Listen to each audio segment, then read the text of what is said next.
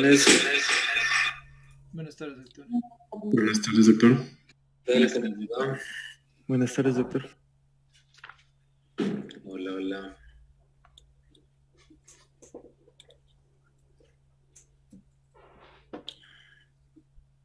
Anthony. Camarita, Sí, doctor.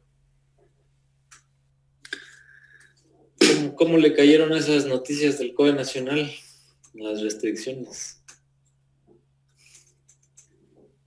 Recién me enteré, doctor, pero vi que, se alargaron bastante, un mes, si no estoy mal, de todos los... ¿Sus planes de Estaba, fin de semana, cuáles eran? la verdad no tenía ninguno, de salir ninguno, pero en la casa. Entonces, bueno, igual no hay muchos cambios, está bien. Ujú. Vamos a estar más guardados todavía. Bueno, sí, la cuestión sigue un poco complicada, entonces hay que guardarse otro poco más. Así nos tocó ahora, ¿no? Fortalecer las TICs y fortalecer la capacidad de atención justamente para poder lograr avance académico a través de videoconferencias, ¿no? Que por un lado, si ustedes ejercitan, están justamente aprendiendo eso y lo ejercitan bien, se concentran bien durante una charla, durante una clase, pueden tranquilamente avanzar muchísimo. Por su lado, ¿no? Hay tantas maestrías online, tantos cursos online que podrían sacarle mucho provecho. Yo creo que eso es lo positivo de todo esto. Para mí es complejo, o sea, para las generaciones anteriores también es más complejo llevar a cabo una maestría online. Tiene que ser muy duro para alguien que no está acostumbrado. Pero entonces, bueno, yo creo que hay que sacar esto de positivo de esta situación. Bueno, entonces Diana, ¿está por ahí Diana Luzuriaga? Sí, doc. ¿Qué tal le pareció la tarea? Bien, ¿Fácil, difícil? más o menos, doc. Bueno, a ver, vamos con la primera pregunta entonces. Proyecte su pantalla y resuelva la primera pregunta. Caso 1. Ya, doc, ya le comparto.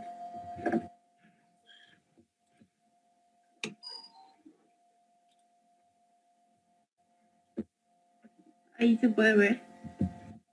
Sí. ¿A qué tipo de estudio corresponde el caso 1? A una tomografía. ¿A una qué? A unos rayos X, perdón. Ya, rayos X. Entonces, rayos X. ¿Qué tipo de estudios son los rayos X? Son unos estudios en un solo plano. Se pueden realizar solo en un solo plano. Una imagen planar, sobrepuestas todas las estructuras en una sola imagen de 2 dimensiones. Permítame anotar en su pantalla. Actíveme las anotaciones de su pantalla, por favor. Ya está, doc. Listo, entonces tenemos una imagen planar, ¿no es cierto? Eso es una desventaja, como decíamos, el hecho de imágenes planares, y ahí vamos acumulando ventajas y desventajas de los métodos, pero una desventaja de este método sin duda es el hecho de que sea una imagen planar. Saber que aquí está sobrepuesto colon, que está sobrepuesto columna, que está sobrepuesto piel, músculo, los rectos mayores deben ir por acá, los 2 rectos mayores, la línea alba, el ombligo, todo está sobrepuesto, entonces eso le da cierta dificultad al método. Entonces en mi balanza yo tengo que poner estos elementos para poder hacer una diferenciación de cuál utilizarlo en qué determinado momento. Por ejemplo, si yo quisiera saber si un paciente se tragó una moneda y la tiene como en el cuello, es importante saber que la tomografía me diría exactamente en dónde está y que una sola proyección de rayos X me podría decir, no me podría diferenciar si está en la tráquea o en el esófago en determinado momento, ¿no? Entonces, esos datos podrían hacer la diferencia. Bueno, utilizando la herramienta Split Screen, coloque 2 ventanas simultáneamente. Entonces, ahí tengo 2 imágenes, muy bien. Puedo hacer comparaciones de un estudio del año pasado, lo comparo con el de este año, el de hace 2 meses con el actual. Para eso sirve mucho esa herramienta, para hacer, para comparar diferentes cortes de imágenes, diferentes planos de evaluación. En la primera ventana utilice la herramienta Ajustar imagen hasta obtener las siguientes dimensiones. WL. ¿Qué es WL, Diana? WL era el nivel de ventana, Muy bien, Window Level. Y WW, el ancho de la ventana. ancho de la ventana, Window Wide. Entonces ella aplastó esta herramienta de acá, no necesariamente se puede hacer con esta herramienta de aquí, si no se puede hacer directamente con la herramienta de acá. Obviamente esta es la parte más rápida y más fácil, porque simplemente ingreso los valores. Vaya ingresando de acuerdo a lo que dice. En la de la izquierda va de 33.248 de nivel y ancho de 55.186. Y uno ingresa los valores y directamente ya me sale la ventana. Pero esa ventana yo la puedo lograr con el clic izquierdo del mouse y hacer una ventana de ese tipo.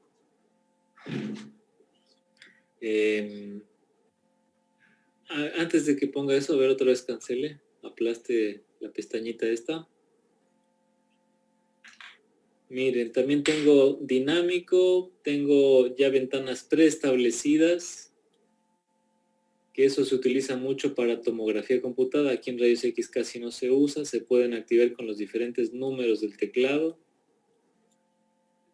Y ella lo que está poniendo es una ventana mejorada, customizada, de acuerdo a las especificaciones que dimos en la tarea. Esto con el fin de que, ya ahora sí, hágalo por favor. Esto con el fin de que mientras uno va evaluando la radiografía, que es una radiografía de abdomen, pues tiene mucho que evaluar, desde tejidos, órganos de densidad de partes blandas, de densidad de agua, aire, hueso, etcétera, todo sobrepuesto, pero que durante la evaluación yo puedo hacer unas diferencias importantes. Por ejemplo, si yo quiero evaluar estreñimiento, típico caso de una niña con estreñimiento, yo lo que hago es evaluar el patrón gaseoso intestinal, saber si tiene una pseudoobstrucción intestinal, si tiene cíbalos, pero también tengo que evaluar el hueso de esta paciente, porque los defectos del arco posterior en la columna lumbar se asocian mucho a trastornos de la motilidad digestiva, o sea, niños y niñas con estreñimiento crónico, hay que evaluar la columna lumbar. Entonces, vamos a hacer una ventana ya manualmente, por favor, Diana, para intentar ver en la imagen de la izquierda el hueso. En este de aquí. Quiero que la parte más visible sean los huesos. Entonces yo uso esta herramienta y comienzo a ventanear, ¿no? Y aquí la ventana ideal es la que mis ojos me digan en la que yo veo el hueso. Esa es la ventana ideal. Entonces vaya para arriba con el mouse y para la izquierda. Para arriba, para arriba, para arriba. Vaya ventaneando eso. Siga, para arriba, para arriba. Más, más, más, más. Siga. A la izquierda. Más a la izquierda bastante. Solo izquierda, ya no para arriba. Siga a la izquierda, más, bastante más. Miren, aquí sigue cambiando esto, ¿no?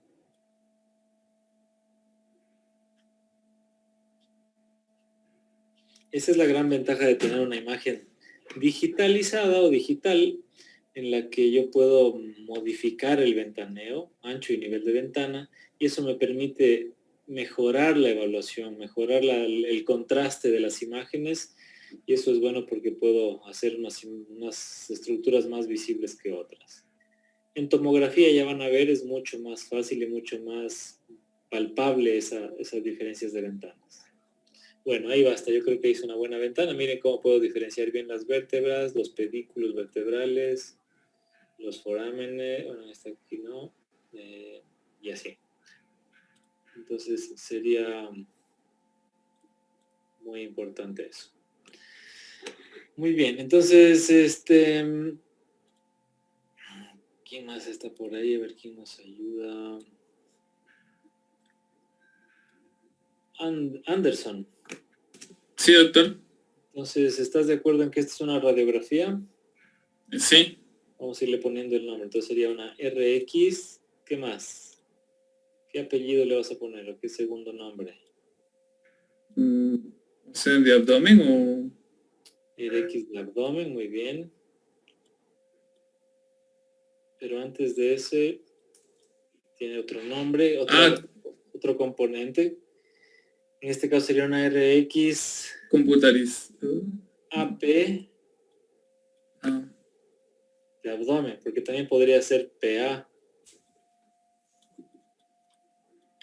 Entonces, este nombre de AP o PA va a estar dado por la dirección que tenga el rayo de rayos X, no valga la redundancia. La dirección que tenga el rayo. Si el rayo X me atraviesa a mí desde adelante hacia atrás, hacia mi espalda, es una proyección antero-posterior. Si el rayo me atraviesa desde la espalda hacia mi esternón, es una proyección posterior-anterior. Por ejemplo, las de tórax, las radiografías de tórax, siempre la radiografía estándar de tórax es en posterior-anterior. RXPA de tórax. No es RXAP de tórax. Claro, hay algunas indicaciones para hacer la AP, pero pues la estándar es PA. Asimismo puede ser RX lateral de tórax o de abdomen. Entonces, en este caso el nombre completo de esta proyección es RX AP de abdomen de acostado. RX AP de abdomen acostado, porque también hay las de pie. Ya cuando comencemos a hablar de abdomen, vamos a ver muchas radiografías de pie y acostadas. En este caso es una de acostada. Bueno, sigamos por favor. Diana, ¿es la que está proyectando? Sí. Ya ventaneo, muy bien. Ambas ventanas. Ahora dice, utilizando la herramienta de medidas, señale una estructura radiopaca y rotule con el nombre que corresponda. Ya en este caso yo señalé la pelvis, puse el ilio como radiopaca. Muy bien, es una estructura radiopaca. El nombre, ya habíamos dicho, es al revés. Y lo que está radioopaco, ¿qué quiere decir? ¿Que el chasis recibió más rayos o menos rayos X? Atrás de esta estructura radioopaca. Menos rayos. Exactamente, ahí los rayos X se atenuaron, fueron absorbidos por las estructuras óseas y en el chasis, en la placa, lo que tengo es menos radiación que llegó al chasis. En las estructuras radiolúcidas, los rayos X atravesaron con más facilidad las estructuras, como por ejemplo en el pulmón, y consecuentemente llegaron más rayos X al chasis. Eso también tiene mucho que ver con la dosis de radiación. Si yo quiero evaluar una estructura como la pelvis, que es una estructura con más huesos, con más partes blandas, voy a necesitar una dosis de radiación más alta para poder atravesar todas esas estructuras y llegar al chasis. No así la placa de tórax, la radiografía de tórax, que utiliza menos dosis de radiación, por ejemplo, que la de abdomen. Hablamos de una dosis de radiación de más o menos 0.01 a 0.03 milisieverts en una radiografía de tórax, mientras que en una de abdomen hablaremos de 1 milisievert, probablemente hasta 1 hasta 0.8 milisieverts. Entonces la diferencia es importante, ya vamos a hablar de eso cuando especifiquemos mejor la radiación, que es en las siguientes clases donde hablamos de contrastes y de efectos de las radiaciones. Bien, luego decía, Utilizando una imagen de medidas y herramientas, mida la altura de la vértebra T12. Hágalo por favor en la imagen de la derecha. Ya.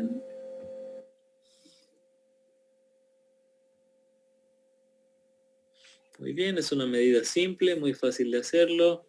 Tengo que ubicar obviamente dónde está la 12ª costilla. Luego ya discutiremos el tema de cuál es la 12ª, cuál es la 11ª, porque en tórax se utiliza mucho. Ahorita vamos a quedarnos con la medida, que es esa de ahí. Aquí en medidas, dele clic aquí por favor, donde está la pestañita en medidas, aquí.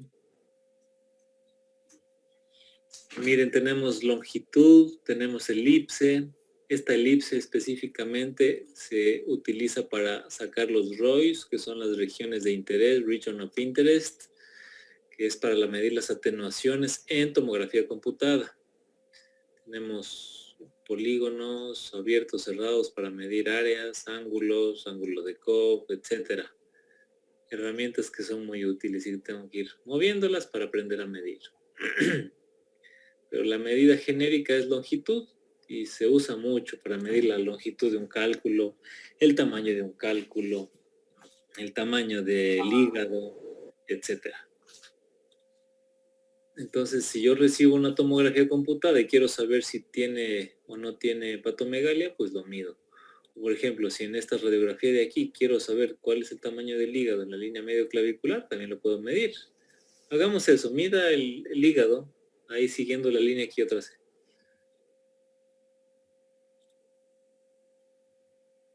Mire, 15, 16 centímetros, está dentro de lo normal, no debería sobrepasar de 16 centímetros en la línea medio clavicular, ¿no es cierto? Entonces puedo diagnosticar hepatomegalia también. Esa es la gran ventaja de tener un archivo digital de mi radiografía, porque la puedo procesar y postprocesar. A diferencia de la placa típica que decíamos la clase anterior, que se valoraba pues y ya tenía impresa una imagen con un nivel y un ancho de ventana establecidos y en la que no se pueden hacer estas cosas. Bueno, sigamos. Gracias, Diana. Ya, doctor. El caso 2, por favor, ayúdenos. Sofía. Ya le proyecté.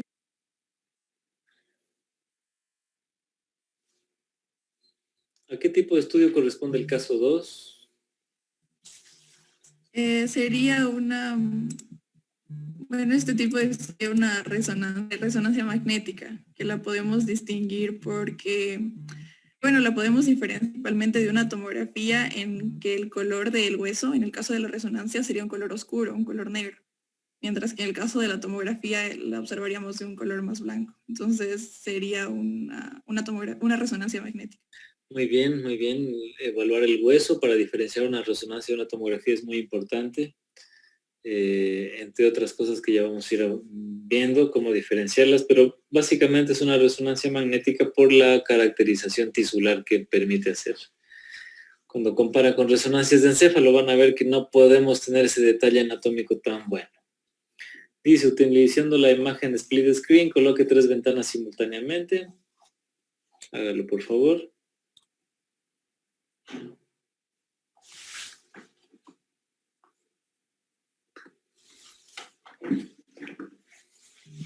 La primera ventana o sagital, señale una estructura hiperintensa.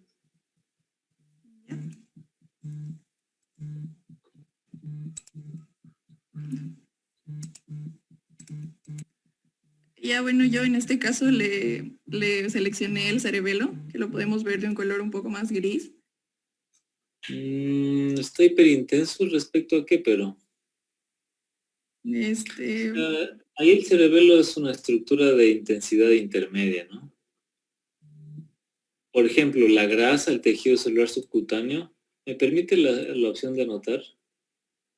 Ya.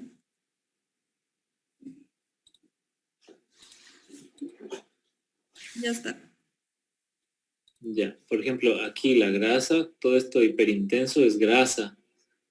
Tejido celular subcutáneo, esto está francamente hiperintenso. Miren cómo se define bien la grasa aquí.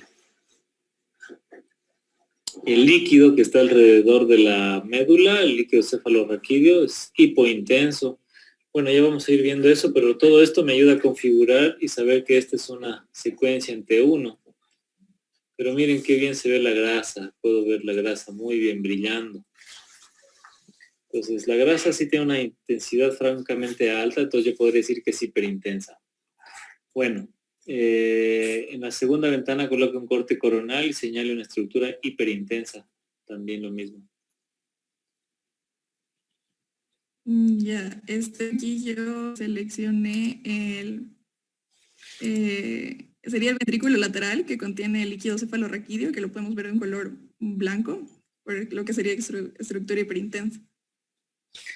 Ajá, entonces ustedes me van a decir, pero acá era hipointenso el ventrículo en la de la izquierda. Y claro, entonces mucho depende en resonancia magnética de qué secuencia yo esté analizando. Este es un T1 y este es un T2. Ya van a aprender a diferenciar un T1 de un T2, pero en este caso ya les adelantamos que en el T2 el líquido, el agua, se ve hiperintenso. Entonces, este es un ventrículo lateral izquierdo, muy bien. Y en la ventana, en la tercera, mide el diámetro biparietal.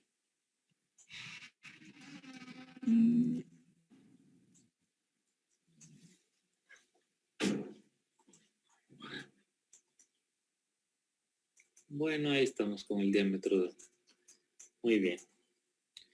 13.3 centímetros. Listo.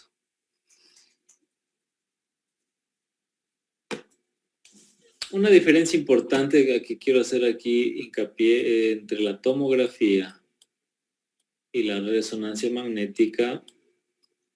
Primero recordando que ambos son métodos de imagen seccional, no son planares.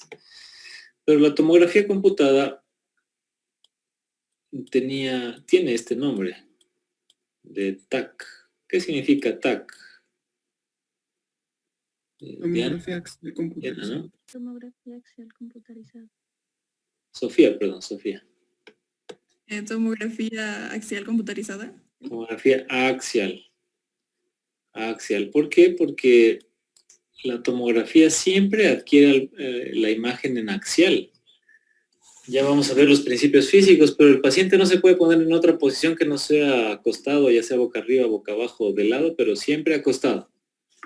No puede adquirirse parado, pero ustedes van a decir, la resonancia magnética tampoco, el paciente no está parado, a diferencia de los rayos X, que sí está de pie, o el ultrasonido, que puede estar en cualquier posición. Pero se adquiere, la adquisición de la imagen es axial, pero luego con el software puedo hacer reconstrucciones multiplanares, MPR, reconstrucción multiplanar, y hacer imágenes axiales, sagitales y coronales. La tomografía tiene que adquirir en axial, este de aquí es axial, y luego transforma la imagen a los diferentes planos ortogonales de aquí, o si no cualquier plano oblicuo. Pero ¿qué pasa cuando yo adquiero axial y luego lo paso a sagital o a coronal? Pierdo un poco de resolución, más que todo en los tomógrafos más antiguos, porque ahí los voxeles todavía no eran isotrópicos, hoy por hoy son isotrópicos. Eso quiere decir que el voxel tiene el mismo tamaño por cada lado del cubo. En cambio, en resonancia magnética, esta es una de las grandes ventajas de la resonancia magnética, es que directamente hace la adquisición en los planos ortogonales, axial, sagital y coronal, o cualquier plano oblicuo que yo programe. En mi resonador le digo, simplemente haz un plano, aquí digamos en este corte axial, haz un plano inclinado así. Y lo hace. Y directamente me muestra una imagen en ese sentido. De hecho, ese trazado que están viendo de líneas oblicuas en un corte sagital es lo que hacemos para evaluar, por ejemplo, el temporal. Cuando estoy estudiando al paciente que tiene epilepsia, no hago la típica reconstrucción coronal, que sería más o menos en este sentido, y que me da como resultado la imagen del centro, sino oblicuo un poco el corte para hacer cortes oblicuos en sentido coronal, y de esta forma aquí en el cerebelo, en el hipocampo, yo puedo hacer una evaluación más clara porque se desproyecta, digamos así, el hipocampo, y yo puedo analizar mejor si es que hay una esclerosis mesial o algún tipo de anomalías relacionadas a la epilepsia, ¿no? Entonces es una gran ventaja porque la resolución directa, de tener una imagen directa en un plano, me da una mejor resolución espacial. A ver, aquí quién era el que tenía que investigarnos para esta semana los tamaños de resolución espacial de cada método. José Michel, ¿eras tú? Sí, Doc, yo. Ya le proyecto.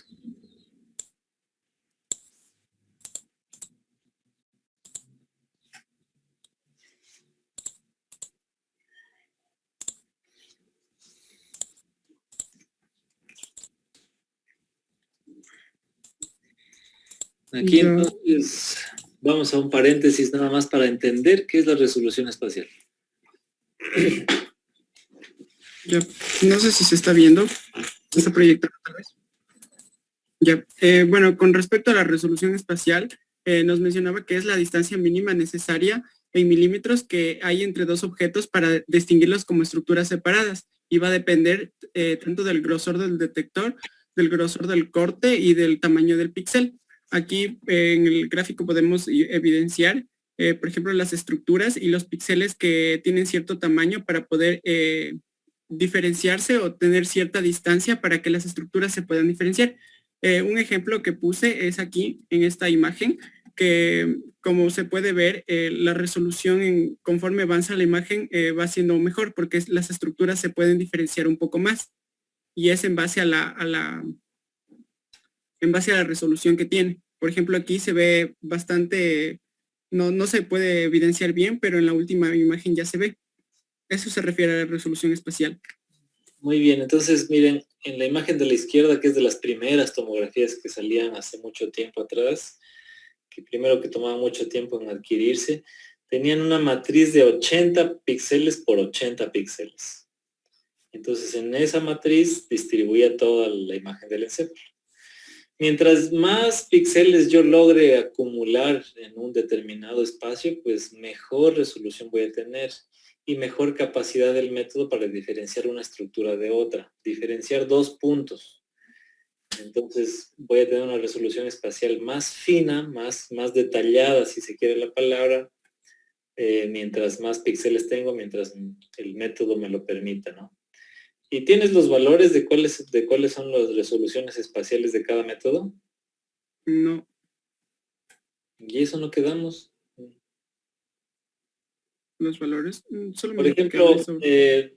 la resolución espacial del ultrasonido es de las menores, porque la capacidad de diferenciar un punto de otro, ya van a ver imágenes justamente en la tarea, pero se ve más granulado, ¿no? Menos detallado, entonces tiene una resolución espacial más baja.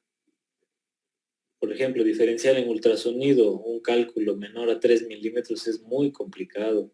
Estructuras menores a 3 milímetros es muy complicado. En cambio, la resonancia tiene un buen método. De los que tienen mejor resolución espacial, por ejemplo, está la mamografía, incluso mejor que la tomografía y que la resonancia magnética. Tiene una resolución espacial mucho mayor. Es decir, diferencia en milímetros dos estructuras mucho más pequeñas. Hablando de imagen cardíaca, cuando yo quiero evaluar las coronarias, son vasos que tienen 2, 3 milímetros de diámetro. Y el objetivo de la tomografía coronaria es poder evaluar la luz de ese vaso. Entonces yo necesito un método de imagen que tenga una resolución espacial lo suficientemente buena como para diferenciar estructuras tan pequeñas menores a 2 milímetros. ¿De acuerdo? Los tomógrafos nuevos tienen esa capacidad, los antiguitos ya no tienen esa capacidad. Bueno, gracias, José. También le hablo sobre la temporal, porque eso también me mandó. Ah, ya, sí, la temporal, perdón. Ya, en cuanto a la resolución temporal, decía que es el tiempo en milisegundos que el tomógrafo requiere para adquirir una imagen. y que esto iba a depender del número de detectores y de la rotación del gantry. El gantry es esta parte de aquí, perdón, esta parte de aquí, y es lo que hace es dar vueltas mientras la cama del paciente va pasando. Entonces es como que corta las imágenes hace los cortes como las podemos ver en el programa. Entonces de esto va a depender la resolución de imágenes que toma en cierto tiempo. Bueno, para la siguiente clase entonces, José, los valores de cuál es la resolución espacial de cada método. Ya. Tomografía, resonancia, rayos X, mamografía, ultrasonido. Listo. Continuemos con quién estaba. Yo, doctor Sofía. ¿Le vuelvo a proyectar? Ya creo que acabamos su pregunta, ¿no? El caso 2 con usted, sí. Ya, gracias. Entonces, Siboney, caso 3, por favor. Ya, doc.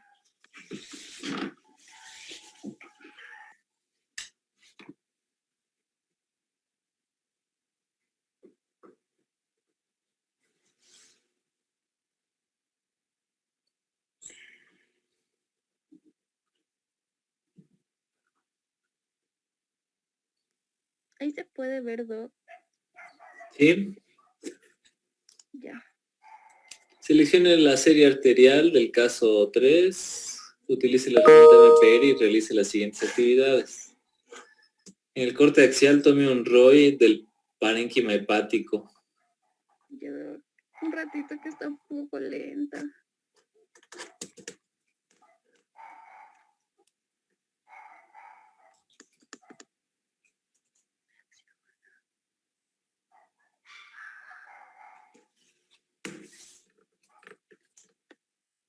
¿Se colgó?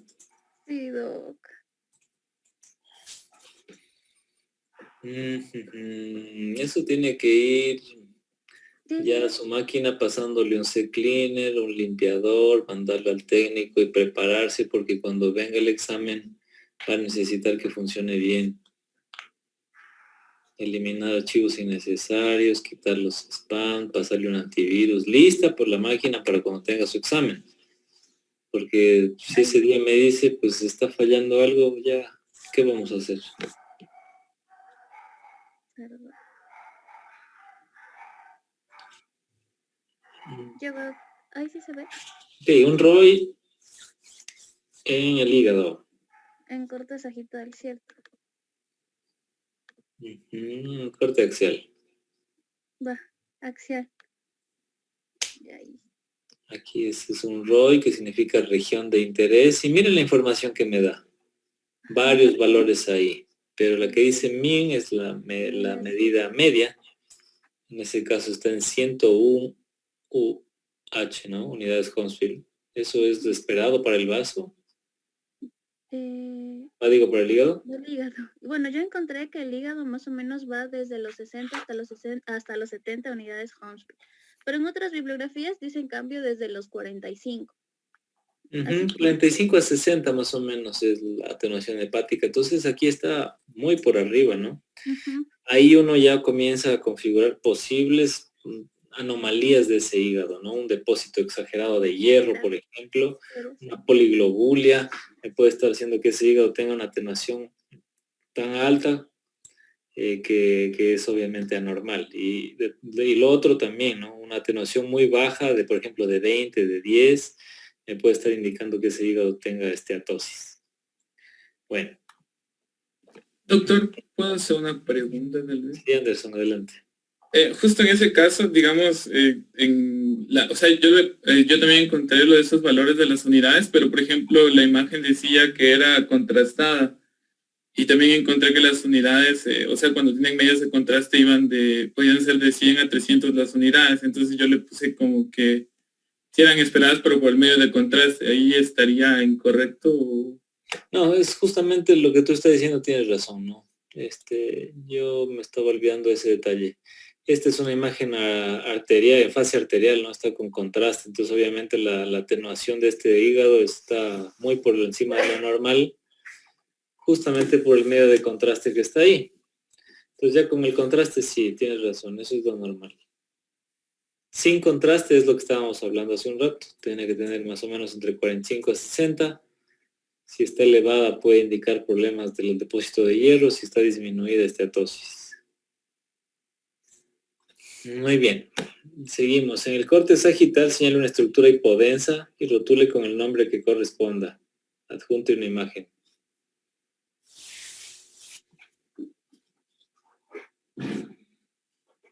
¿Sigo ahí? Sí, Doc, sí, aquí estoy. Bueno, yo aquí señalé ay, la de series.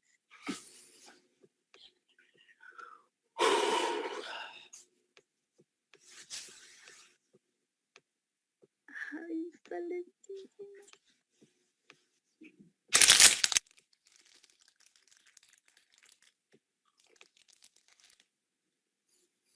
Ya.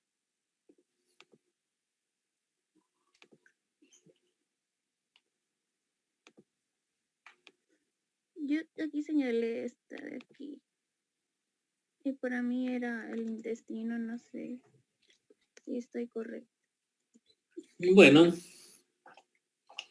Después cuando ya veamos abdomen se va a dar cuenta que el intestino casi no tiene gas. Y si fuera intestino y con toda esa cantidad de gas estaría normal. Pero es el colon, ¿no? Muy bien. En el corte coronal señala una estructura hiperdensa y rotule con el nombre que corresponda.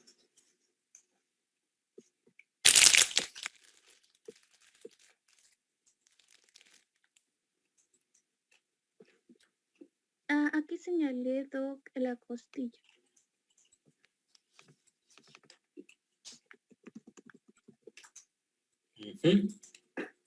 Muy bien, un huesito.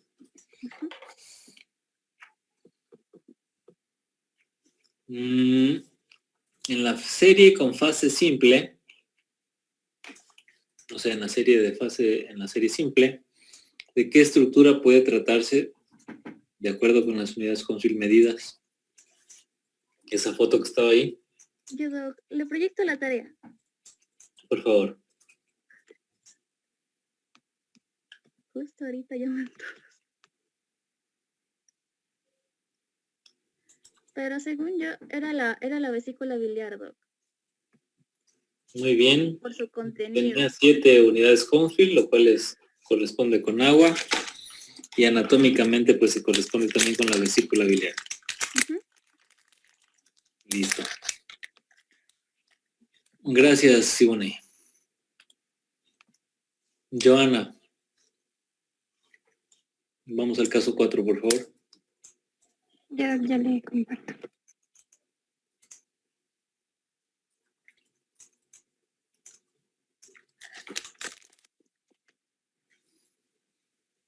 Ahí está. Se trata de un ultrasonido y en la primera imagen yo puse que correspondía al lóbulo derecho en corte axial.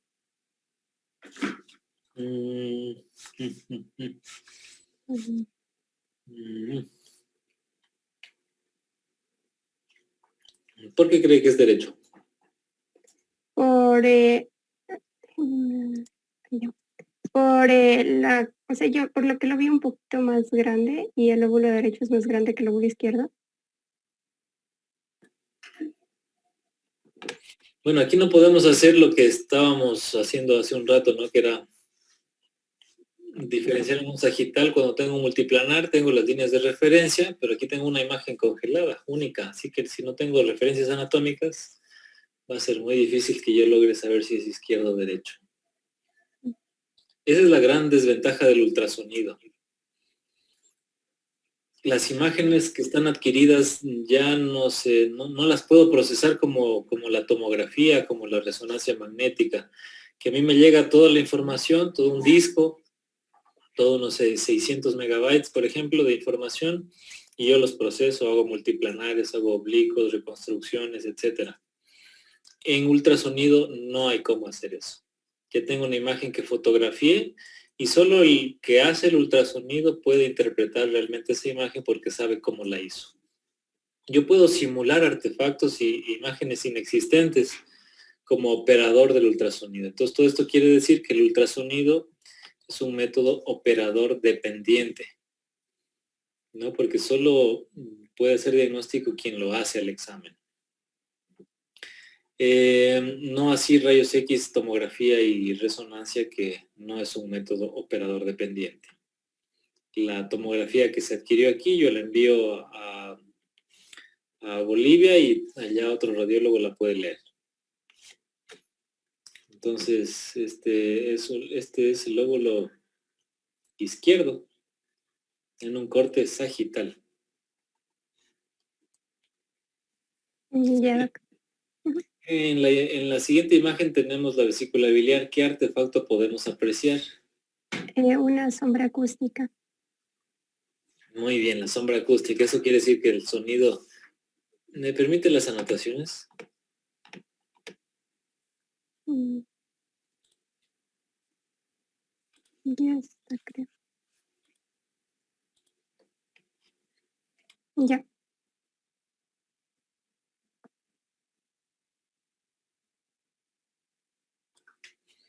No puede ser difícil.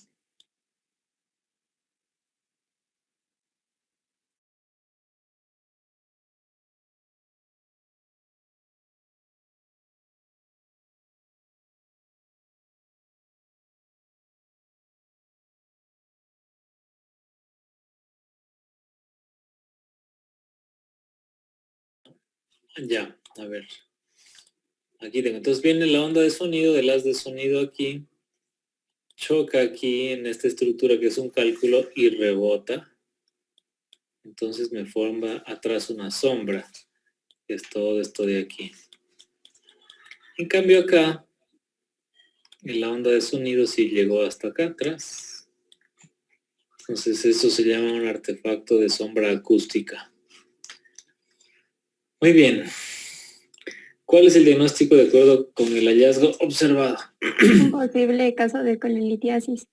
Muy bien. Así de fácil puede ser un diagnóstico en imagen, pero también puede llegar a ser muy complejo. Y en la última nos decía que cómo está el hígado respecto al parénquima renal y yo puse que está isoecogénico. Muy bien. Isoecogénico, lo cual es normal. La ecogenicidad hepática siempre se compara con la ecogenicidad de la corteza renal, tienen que estar iguales, o también con el vaso, y eso me permite saber que es un hígado saludable. Muy bien. ¿Alguna pregunta de la tarea? ¿Cómo resolverla? ¿Cómo manejar el software? Doctor, Sí. yo tenía una pregunta del caso 2, o sea, no es de ninguna de las preguntas que estaba en la tarea. No sé si puedo proyectar. Claro, adelante.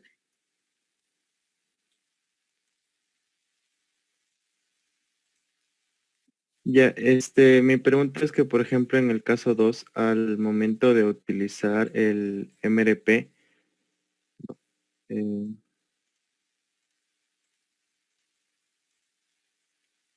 al momento de utilizar el MRP, en estas secciones como que se pixeleaba y solo al momento de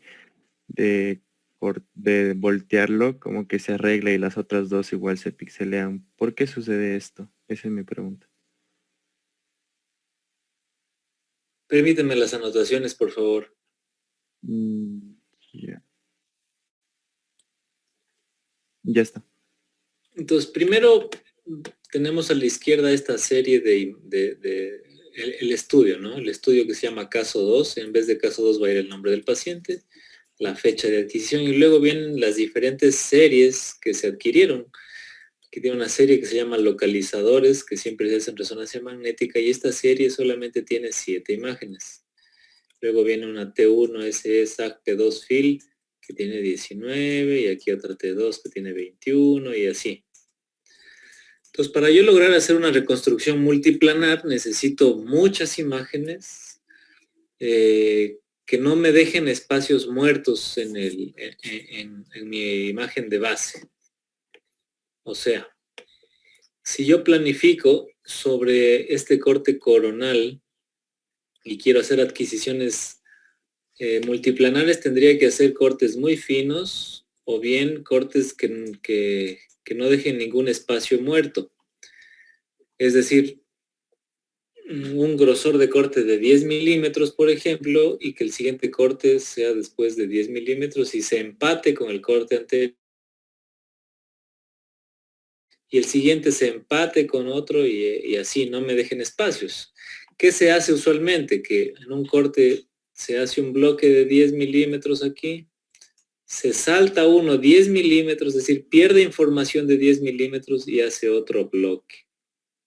Esa es la resonancia magnética. Entonces hay una información perdida. Puede ser que haya un tumor menor de 10 milímetros ahí y yo no lo vea. Pero bueno, es que por eso también la resonancia magnética se complementa.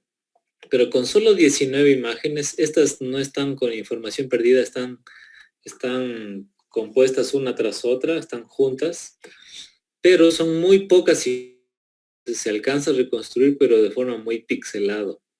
Entonces yo necesito una secuencia de cortes finos para que me pueda reconstruir y me haga una reconstrucción nítida. Ya van a ver en la tomografía cómo sí se puede reconstruir, pero con el principio que les dije ya, que la resonancia magnética tiene la ventaja de que me hace adquisiciones directamente en el corte que yo quiera. La tomografía computada reconstruye desde el corte axial. Eso. Gracias, doctor. ¿Alguna otra pregunta? Yo, doctor, quería hacerle una pregunta. Sí, adelante. Es sobre, ¿le puedo proyectar la tarea? Claro. A ver. Es sobre el caso 4, me parece, porque, bueno, quería más salir de la duda. En... no, ese no es. En esta imagen de aquí, o sea, usted nos decía que es el lóbulo izquierdo, ¿no? Sí. Ya, y bueno, el corte sería sagital, o me equivoco. Es sagital, sí. Ya, en esta parte de aquí, o sea, yo en el deber le puse el lóbulo derecho, pero me guié más o menos aquí. Esta imagen de aquí correspondería a la vesícula biliar, tal vez.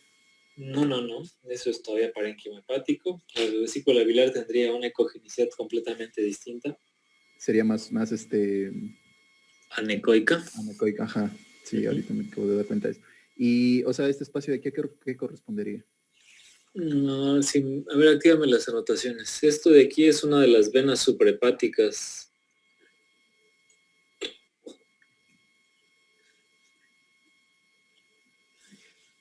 Ya está. No puede ser parte del sistema portal, más bien parece parte del sistema portal.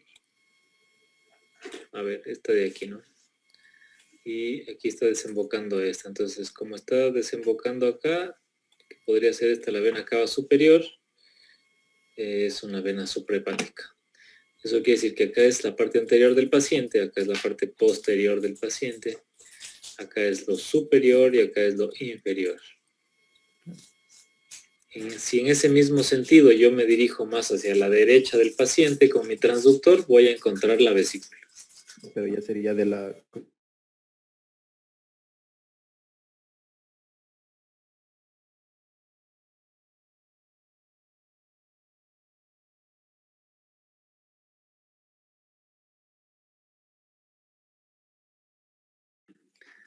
¿Alguna otra cosa sobre la tarea? Nada, bueno. Entonces vamos a pasar ahora sí a la parte teórica, que es sobre los principios físicos. Entonces vamos proyectando por favor la clase. Espero que luego de haber leído la parte del libro sobre los principios físicos, luego haber visto los videos que enviamos, y con la charla de sus compañeros, todo esto quede reforzado para que los principios físicos nos ayuden a tomar también la decisión de qué método de imagen utilizar y por qué. Démosle. Bueno, nuestro tema de exposición los principios físicos de la imagen. El grupo está conformado por mi persona, Sofía Aguirre, José Castillo.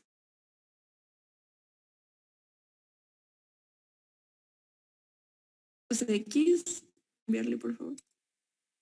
En cuanto a su historia, bueno, el 8 de noviembre de 1895, un científico alemán que es Wilhelm Conrad Röntgen, fue el que descubrió los rayos X y esto lo logró gracias a los experimentos que realiza, que estaban enfocados en la naturaleza de la electricidad en distintas condiciones. Entonces lo que él hacía es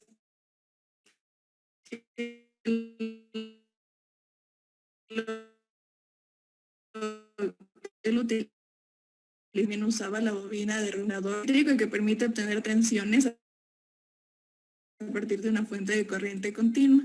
Él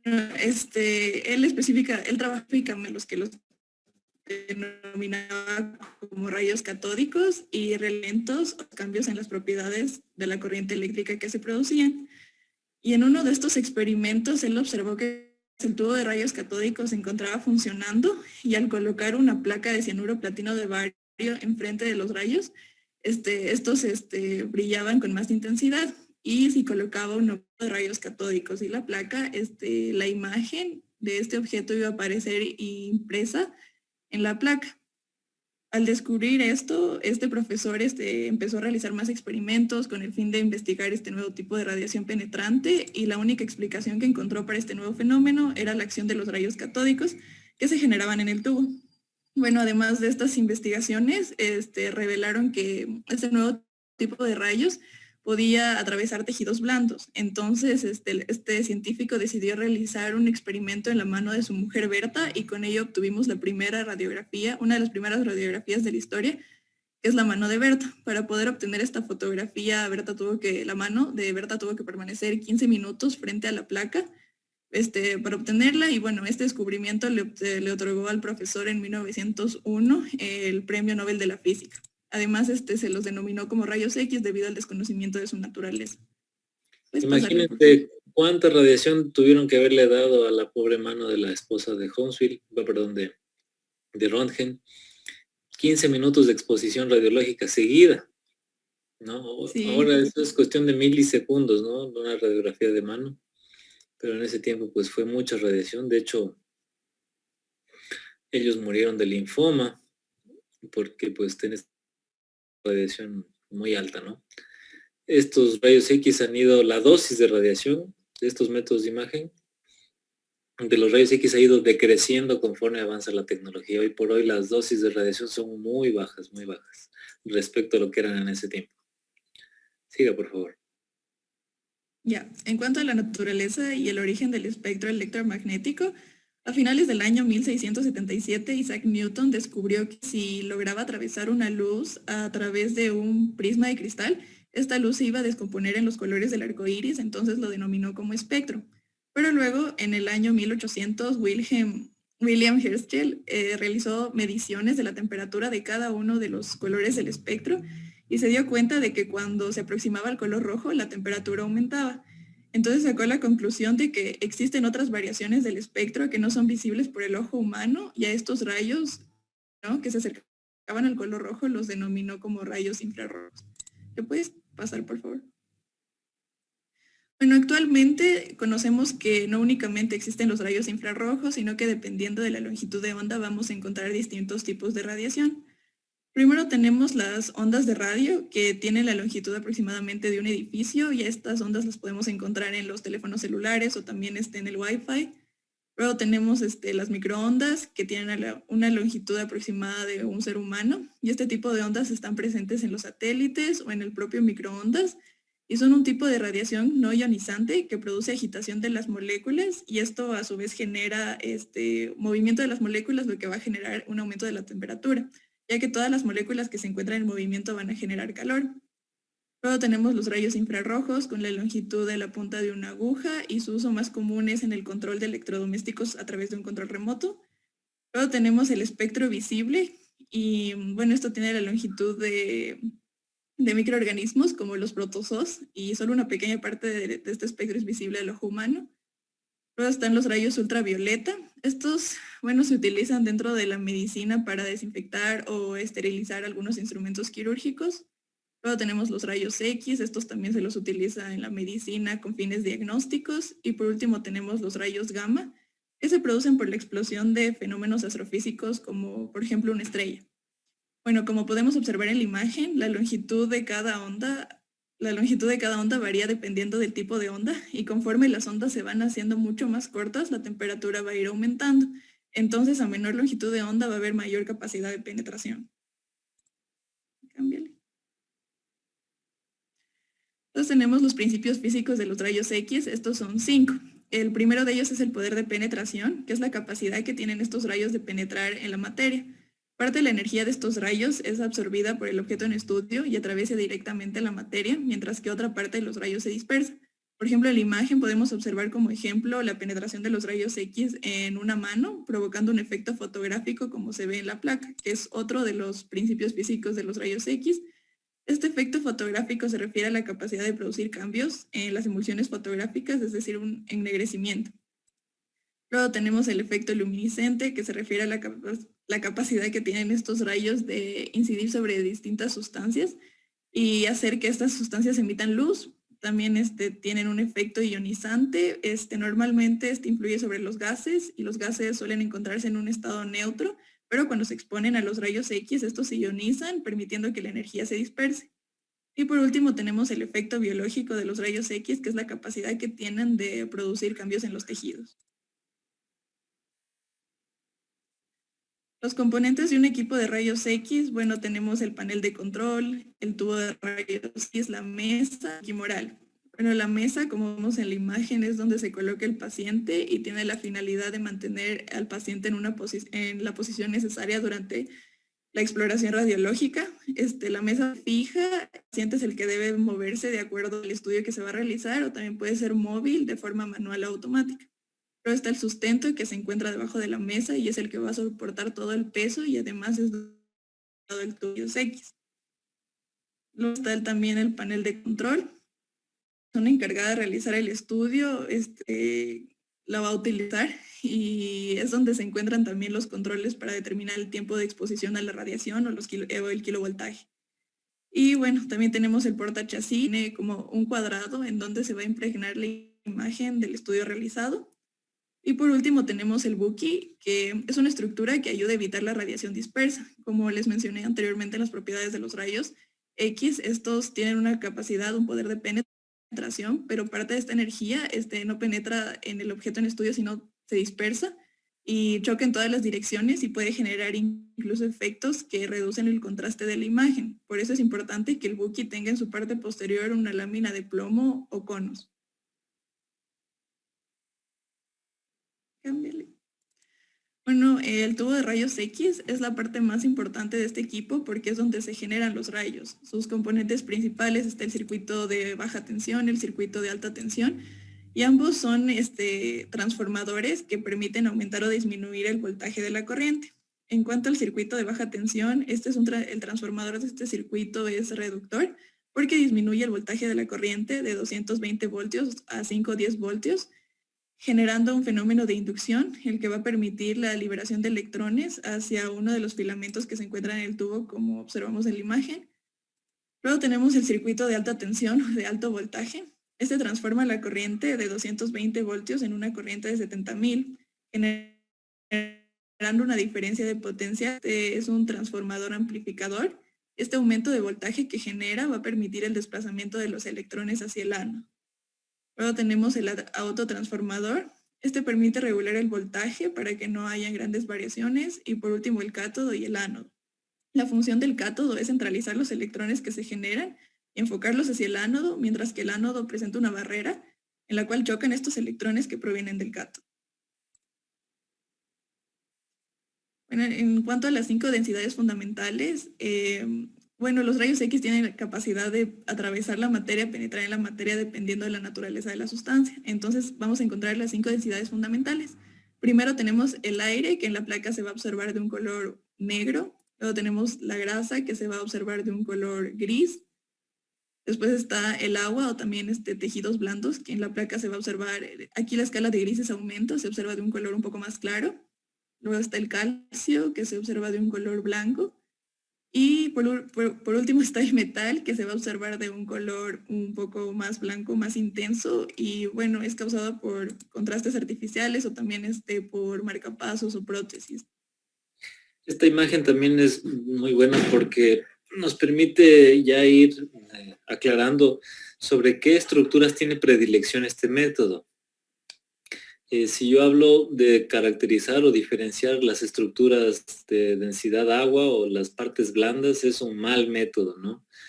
diferenciar bien la aorta, el corazón. Lo puedo más que todo por su silueta, pero en sí no puedo valorar sus cavidades o no puedo valorar los planos musculares adecuadamente. Entonces es un método medianamente bueno para poder evaluar estructuras como, por ejemplo, estructuras de contenido líquido, ¿no? De densidad líquida o partes blandas. Sin embargo, si quiero estudiar huesos, metal, miren con qué detalle, o sea, no lograría ver ese detalle de todos los perdigones que tiene ese paciente con un ultrasonido o con una resonancia magnética, ¿no? Para comenzar en la resonancia magnética ni siquiera debería entrar el paciente con todo ese metal en el cuerpo, ¿no? Entonces ahí uno va ya definiendo, si quiero hablar de huesos, de aire, rayos X es un excelente método. Pero si quiero valorar partes blandas, no es tan buen método. Agua tampoco es tan buen método. Sigamos. Cámbiale, por favor, ya. Los términos utilizados en la radiografía, primero tenemos el término radiopaco, que es lo que se observa de un color un poco más claro, un poco blanco, como por ejemplo los huesos. También tenemos el término radiolúcido, que es lo que observamos de un color negro como el aire. Y también está la isodensidad, que por ejemplo aquí también nos hablaba del signo silueta, que tiene la misma densidad radiográfica y están se encuentran en contacto. Entonces los límites de estas estructuras se borran en la zona de contacto y esto es lo que se va a conocer como signo silueta, cuando las dos tienen la misma densidad.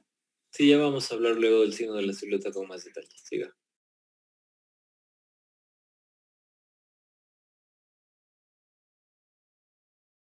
Está muy bien. Buenas imágenes. Bueno, continuando con los métodos de imagen, ahora vamos a hablar de la tomografía computerizada.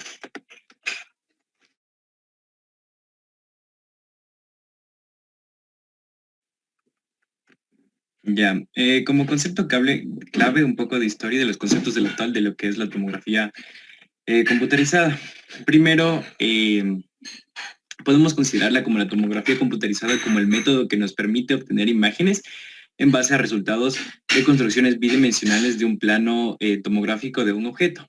Y toda esta información a la final es obtenida en un ordenador. Toda esta idea de la tomografía computarizada nace de Godfrey N. Hounsfield, un técnico de electricidad británico, que partió de la idea de que los rayos X, al momento que pasaban a través del cuerpo, obtenían una gran información de todos los constituyentes del cuerpo.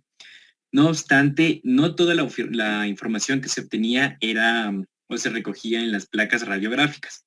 Es por eso que trató de buscar un nuevo método que pueda ayudar a tener mayor información. Y junto a Alan Comark, un físico inglés, la tomografía computarizada fue posible y fue descrita y puesta en práctica. Todo esto los llevó a un premio Nobel de la medicina en 1979. Entonces son dos características fundamentales lo que diferencian la tomografía computarizada de la radiografía, a pesar de que utilizan el mismo método en cuanto a la obtención de energía por rayos X. La primera de ellas es que los fotones que viajan a través del cuerpo ya no van a impregnar en una placa como lo hacían antes, sino que estos van a impregnar en detectores. Y otra característica es que toda la información que es recogida es luego sometida a un proceso análogo digital. Continuando con la historia, luego de la búsqueda de cómo se originó la tomografía, a mi criterio consideré tres momentos importantes que hicieron posible que se desarrolle la tomografía computarizada. El primero de ellos fue en 1917, cuando un matemático austriaco demostró que toda la estructura, J. Radon, el matemático, demostró que toda la estructura interna de un objeto puede ser determinada y producir una construcción de la misma a partir de toda la información contenida en un conjunto infinito de todas las proyecciones del mismo objeto. Esto fue muy llamativo para en ese entonces las escuelas de medicina y la ciencia, pero quedó una duda, que si es posible obtener la misma información de un mismo objeto, pero ahora con proyecciones finitas. Para eso, en 1957, Alan Maleon Comark resolvió el problema y dio la respuesta de que sí es posible obtener estas construcciones con un número finito de proyecciones del mismo objeto. En ese entonces, la sociedad científica no se fijó mucho, se dejó de un lado esta hipótesis, pero experimentos de Rusia y de Europa empezaron a tener más interés. Hounsfield en 1968, propuso a la EMI Corporation la posibilidad de poder emplear ordenadores y determinados procedimientos matemáticos que puedan lograr la reconstrucción de una parte seccional del cuerpo humano.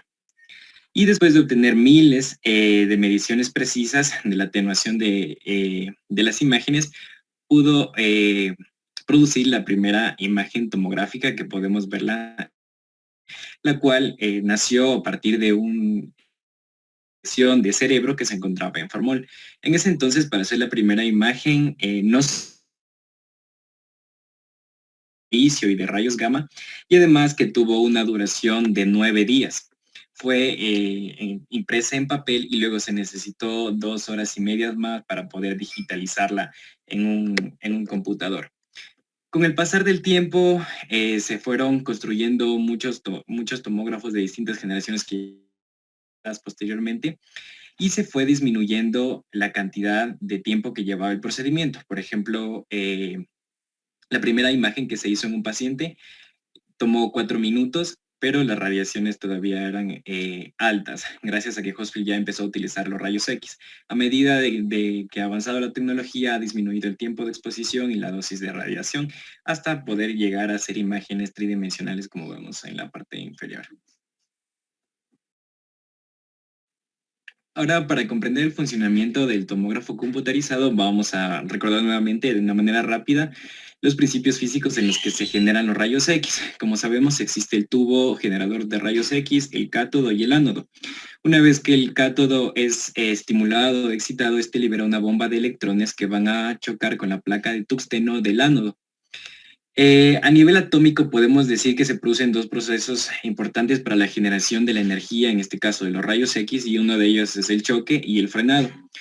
Cuando hablamos de choque, los electrones de esta nube generada por el cátodo van a chocar con los átomos de tungsteno y van a intercambiar electrones de tungsteno por los electrones generados por el cátodo.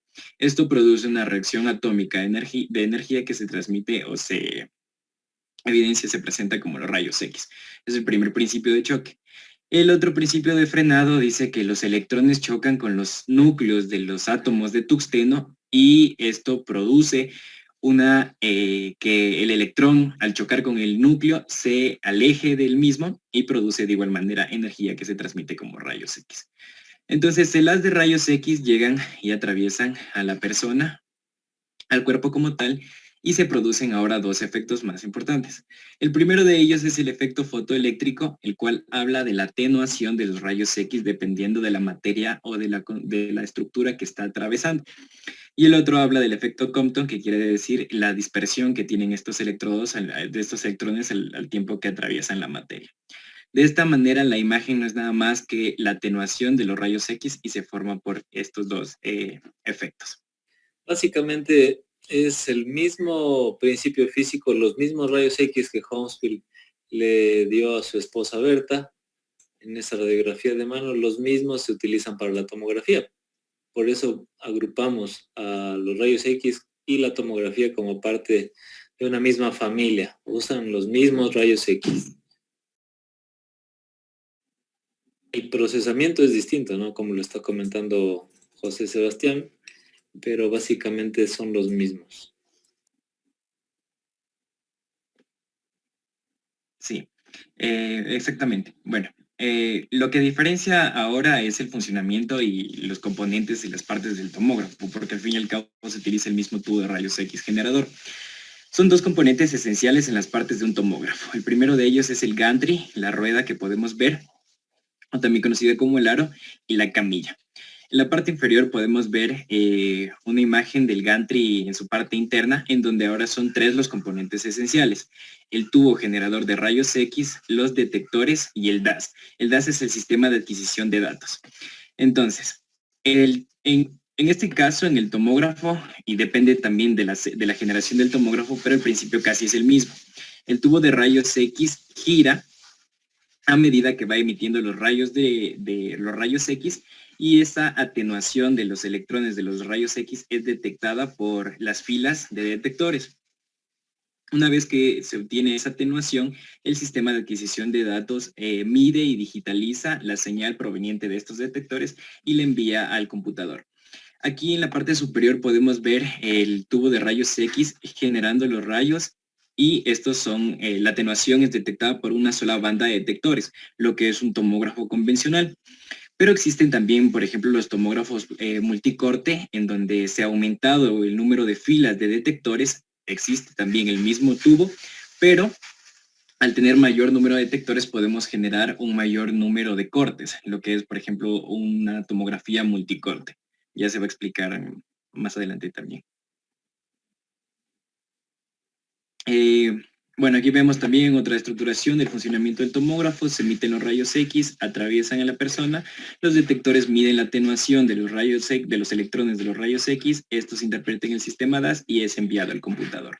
En cuanto a un poco más de historia del funcionamiento del tomógrafo, pues primero tenemos los tomógrafos de primera generación, los cuales, como podemos observar, tenían un solo detector y a medida de que giraba también traslocaba, no hacía giros redondos, por así decirlo, sino que traslocaba y giraba, traslocaba y giraba. Los de segunda generación, por lo general, aumentó el número de detectores, se mantenían fijos y todavía seguía el método de traslocación, giro, trasloccación, giro. Para los de tercera generación, ahora el tubo de rayos X gira completamente 360 grados. Bueno, antes también lo hacía, pero ya no es necesario la traslocación y en vez de tener múltiples detectores, se crea una sola banda de detectores que va a girar al mismo tiempo que gira el tubo de rayos X. Los de cuarta generación, ahora se crea un anillo de detectores, como podemos observar. Obviamente ya no es necesario que estos giren, van a permanecer fijos y simplemente el tubo de rayos X gira alrededor del anillo de detectores. En cuanto a los tomógrafos que utilizan o cómo obtener una tomografía de multicorte, pues básicamente esto genera más de 2 cortes en un solo giro. Y el número de cortes que nosotros vamos a obtener depende de las filas de detectores que existan dentro del gantry. Por lo general, los tomógrafos convencionales, si recuerdan, el tubo de rayos X tenía una especie de puerta, por así decirlo, para permitir la salida de los rayos. En este caso va a existir un artefacto que se llama colimador, el cual funciona de esa manera, como una puerta que permite que se disperse mucho más los rayos o que disminuya esta dispersión. Como podemos ver, la figura A es una convencional, en solo tenemos un detector y el colimador se cierra, entonces hace un solo corte. Pero si aumentamos las filas de detectores, el colimador se abre, permite que exista una mayor dispersión de los rayos X, esto impregna la atenuación en un gran número de detectores, sobre todo son filas, y se obtienen multicortes. Además, el grosor del corte depende de la celda o el tamaño que tenga la celda, en este caso de los detectores, lo cual es modificable. También existe la tomografía helicoidal multicorte. Sigue el mismo principio anterior, salvo que en este tomógrafo, que son los de cuarta, quinta generación, se mueve el gantry como lo venía haciendo antes, pero también se puede mover la camilla del paciente. En este caso aparece un término conocido como pitch, que es el cociente, la relación que existe entre el desplazamiento de la camilla del paciente al momento en que gira el gantry y sobre el espesor de corte. Esto, por ejemplo, el pitch depende. Por ejemplo, si queremos hacer un pitch más lento, bueno, el rango intermedio es de 0.7 a 1.4, pero los pitch más lentos permiten tener mayor información y mayor detalle e incluso resolución de la imagen. Entonces, por ejemplo, se decía que este era utilizado para las tomografías que se hacen en las coronarias. En cambio, si tenemos un pitch mucho más elevado, va a haber mayor velocidad a la que el paciente o la camilla del paciente se mueve y vamos a tener menor información, menor interpretación y menor resolución.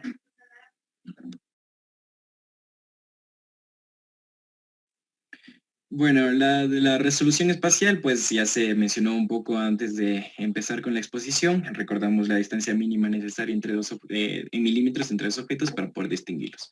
Depende tanto del grosor del detector y del corte. Básicamente, haciendo referencia a una imagen fotográfica, por ejemplo, el principio de mayores píxeles, mayor resolución, salvo que en la tomografía estos píxeles van a aparecer de una manera apilada, por así decirlo, y van a presentar una nueva medida, por así decirlo, una unidad denominada los voxeles. Recordamos también que depende de la matriz y la resolución de la imagen, ya que a mayor rango de matriz va a permitir que exista un mayor número de píxeles y por tal mayor resolución. Para finalizar, algo muy importante que se utiliza en la tomografía es la escala de Hochschild. La escala de Hochschild es una escala a grises, de colores a grises, los cuales toman su tonalidad en base a la estructura, organización del tejido, del órgano como tal, y se manifiesta en un rango de -1000 a +1000, teniendo como parte central el 0, la escala del agua, y de el 0 hacia la derecha, es decir, hacia los positivos, vamos a denominar como estructuras hiperdensas, y hacia los negativos, hacia la izquierda, estructuras hipodensas. Entre estos ejemplos de extremo a extremo tenemos, por ejemplo, el hueso, una de las estructuras hiperdensas, y hipodensa el aire o el tejido adiposo. Debido a que el ojo humano no es capaz de distinguir entre más de 2000 tonos, existen las ventanas tomográficas. Las ventanas tomográficas por lo general están constituidas por dos componentes. El primero de ellos es el ancho de ventana, que es el rango de las unidades Hounsfield, en la que el ojo humano es capaz de distinguir o de observar una escala de grises establecida dependiendo del tejido del órgano a evaluar. Y también existe el nivel de ventana, que es el nivel medio o el nivel promedio en el cual se está visualizando el ancho de ventana. Entonces, por ejemplo, aquí podemos observar 3 tipos de ventanas: la del mediastino, la ósea y del pulmón. En el ejemplo del pulmón, como sabemos, es un órgano con contenido aéreo. Si recordamos, el aire es hacia las escalas de hipodenso, con un ancho de ventana de -100 a -800 y su nivel de ventana en -400, es donde se va a observar de una mejor manera el parénquima pulmonar. Muy bien. Este cuadrito de las unidades Hounsfield hay que tenerlo presente a la mano mientras me voy memorizando, porque me va a servir justamente para lo que viene después. Muy bien, José, perdón. Sigamos. Ya, entonces a continuación vamos a hablar sobre la resonancia magnética. Ya, como una breve introducción podemos hablar un poquito sobre el magnetismo. Bueno, cuando hablamos sobre magnetismo, nosotros lo sabemos relacionar con el imán. Pues en el caso del imán, debemos de conocer que pues este es un objeto que pues tiene la capacidad de producir un campo magnético, que a su vez va a tener la propiedad de atraer ciertos materiales metálicos, como también repeler ciertos imanes. En el caso de la historia de cómo surgió pues la palabra de magnetismo, nos mencionaba que los antiguos griegos pues vivían en una ciudad de Magnesia, y pues aquí existía una piedra conocida como magnetita. En el caso de la magnetita, pues es un mineral de hierro que es denso, duro y frágil, y también va a tener lo que es las propiedades ferromagnéticas. Esto quiere decir que va a traer lo que son el hierro, el acero, junto con otros metales. Asimismo, en el caso de la conformación del imán, pues debemos de saber que existe un polo norte y un polo sur. Estos dos van a tener una gran capacidad de atracción, a diferencia de su zona media, la cual no va a tener ese tipo de capacidad de atraer lo que son los metales. Asimismo, es muy importante tomar en cuenta que en el magnetismo, los imanes tienen una gran capacidad de atraer lo que son materiales ferromagnéticos, como es en el caso del hierro. Entonces, en el caso del hierro nos mencionaba que tenía dos polos que estaban ubicados en diferentes sectores, y esto se le denomina como dominio. Asimismo, bueno, en el caso de la distribución de cómo van a estar ubicados, también nos mencionaba que esto se los denominaba como momento magnético. Pero al momento de que colocamos al frente del hierro lo que son los campos magnéticos, como el caso del imán, bueno, estos polos se van a dirigir hacia la ubicación del imán. Entonces, por eso se los denomina como materiales ferromagnéticos. Asimismo, tenemos otros, como es en el caso del níquel, y también en el caso del cobre. También tenemos lo que son los materiales paramagnéticos, los cuales son ligeramente atraídos hacia el imán, como es en el caso del aluminio, del hidrógeno, como también del agua. y también los materiales diamagnéticos que son ligeramente repelidos del imán. Siguiente, por favor. Gracias. Ya entrando un poquito más a la resonancia magnética, tenemos la historia. Bueno, en 1944 tenemos primero a Isidor Isaac Rabi, quien tuvo el primer premio Nobel debido al descubrimiento del método de resonancia. Y esto se lo puede afirmar debido a que este tiene registros de las propiedades magnéticas estudiadas en los átomos. Perdón. En el año de 1946 encontramos a Bloch y a Mills, que extendieron más el estudio de las propiedades magnéticas de los átomos, pero esta vez hacia los líquidos como también a los sólidos. En el año de 1973 hasta el año de 1975 y 1976 existieron varios avances gracias a Lauterbur y a Damadian. En el caso de Lauterbur nos mencionaba que, él produjo la primera imagen por medio de resonancia magnética en la historia, pero él lo hizo por medio del contenido de agua en un tubo experimental. Básicamente tomó la imagen de una almeja. Y en el caso de Damadian, nos mencionaba que junto con sus estudiantes inició la elaboración de la máquina de resonancia magnética conocida como la Indomable. Ya después de unos años, Damadian y Lauterbur iniciaron sus estudios para poder obtener lo que son imágenes de resonancia magnética mucho más elaboradas, por así decirlo, y pues obtuvieron una imagen de la caja torácica donde se pudo observar los pulmones y el corazón de un estudiante. Y finalmente tenemos en el año de 1977 a Peter Mansfield, quien es reconocido como pionero de la utilización de resonancia magnética, ya que pues lo aplicó ya al campo de la medicina. Asimismo nos mencionaba que él mejoró lo que es el análisis de la información magnética, como también la capacidad de la obtención de las imágenes de manera más rápida, ya que como nos mencionaban anteriormente se demoraban bastante en la obtención de estas. Siguiente, por favor. Y entrándonos a los principios físicos de la resonancia magnética, podemos iniciar con la física del magnetismo a nivel molecular.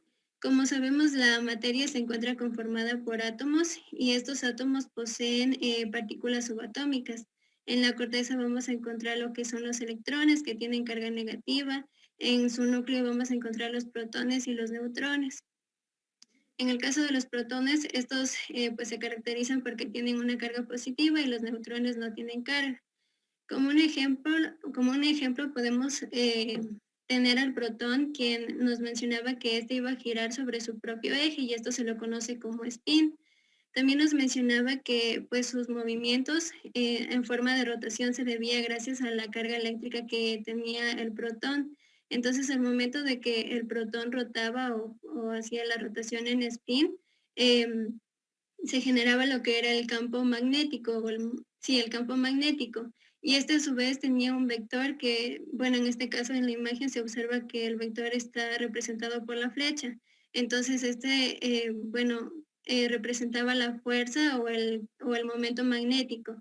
Entonces, como ya mencioné, el protón ya tiene su energía, pero al momento de rotar también va a generar una carga de energía.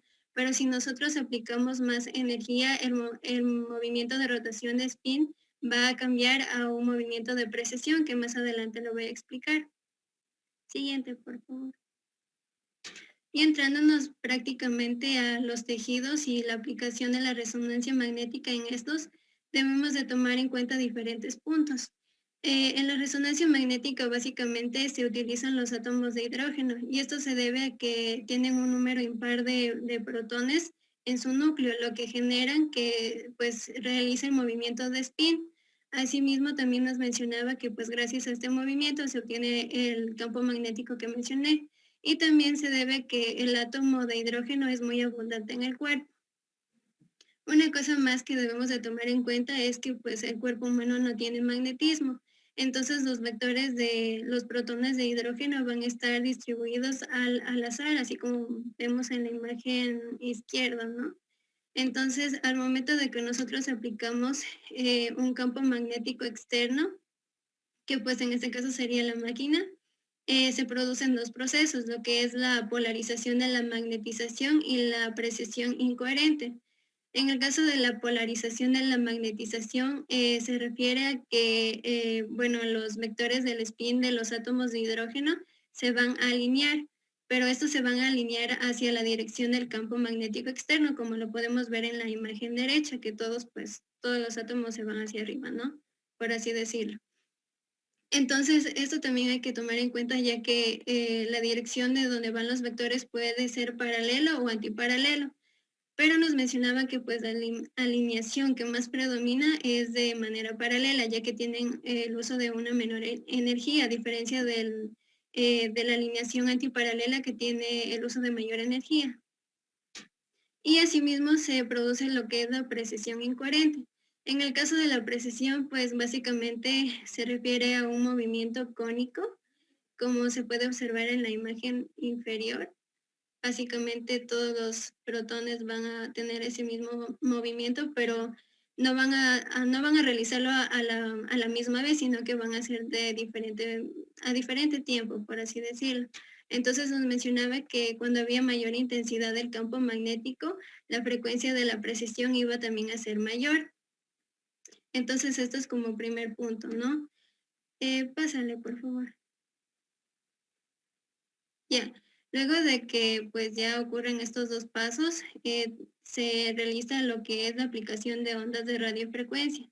Al momento de que se aplican lo que son las ondas de radiofrecuencia, ocurre la rotación de la magnetización, también conocida como magnetización longitudinal, y también la precesión coherente, conocida como magnetización transversal.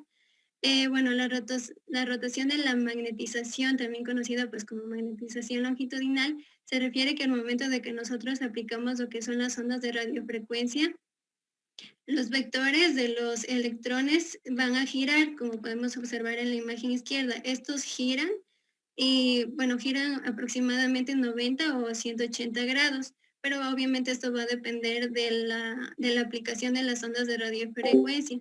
Y a su vez, pues también genera la precesión coherente, o también conocida como magnetización transversal, que se observa en la imagen derecha, y pues esto se va a aplicar igualmente en las ondas de radiofrecuencia, y van a tener el mismo movimiento de precesión, pero esta vez lo van a hacer al mismo tiempo.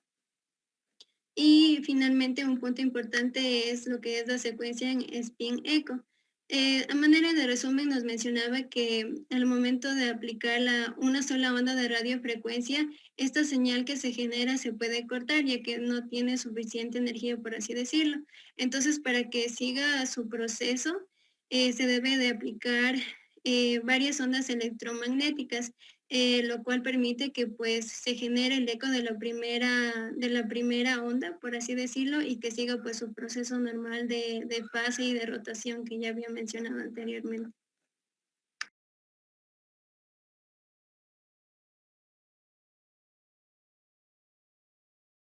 Hasta este punto tenemos lo que podemos ver en esta imagen, que los protones se encuentran en la rotación de magnetización y precesando de manera coherente. Es aquí que donde, como explicó mi compañera, va a haber un corte o se va a interrumpir las ondas de radiofrecuencia. Entonces, esto da lugar a la relajación, que es la manera y el tiempo en el cual estos protones de hidrógeno vuelven a su estado de reposo o estado basal, y se va a dividir en un tiempo de relajación T1 y T2. Aquí podemos ver cómo vuelven a su estado basal.